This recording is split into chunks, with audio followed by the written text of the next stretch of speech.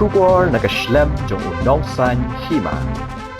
Uba Tito Starwell Khan, ubadeu Chief Executive Member ke Khasi Hills Autonomous District Council, ulaong bahaga bayadai bat kajing don jong ki kerdop lum khajna bian nakaliang ke KHEDC kan saya keren bat ra yakani ha kajing yalang ke Executive Committee ke Bansalong hakatayo ke Bansawan. Haba keren sikilat pathai kubor ha kasngi palai ke arpulai terik unai reber arajar arpulai ha kabayadai bat kajing ai por ba shitayo jong ka seng JYF ban khang yiki khat prat liki kherdop lum khajna bian uba titos ulaong ban kaliang jong u ula hukumnya ki tenat ki badai khmi ye revenue bat kumju ru ya ka forest ne ki no ki badai bat ki teki kherdop banyak keren ye katai ha ke isi ka ban salong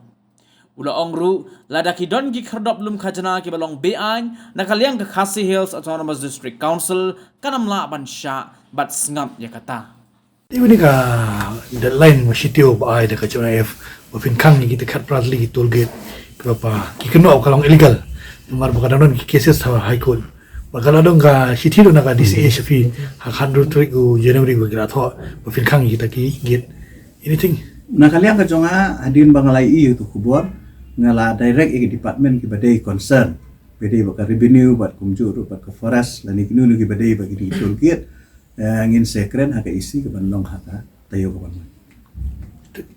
kamut ba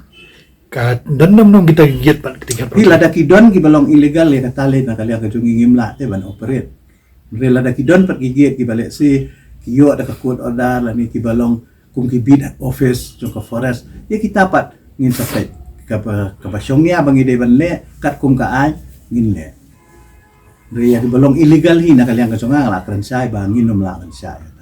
Kung kung information mo film ni kita nam gigiat ni bodang state highways national highways bat kini ki district roads ma major district road kum ka onga DCA ba ka thosh fi kita kaliang ka DCA la tho sangi pada kaliang ka jongi ru ila ki department kila ya ka reply tengah lawang ipi baya kani ka benta bakalong sensitive kena kaliang ka jongi ru ngin sampai ya kani ka isi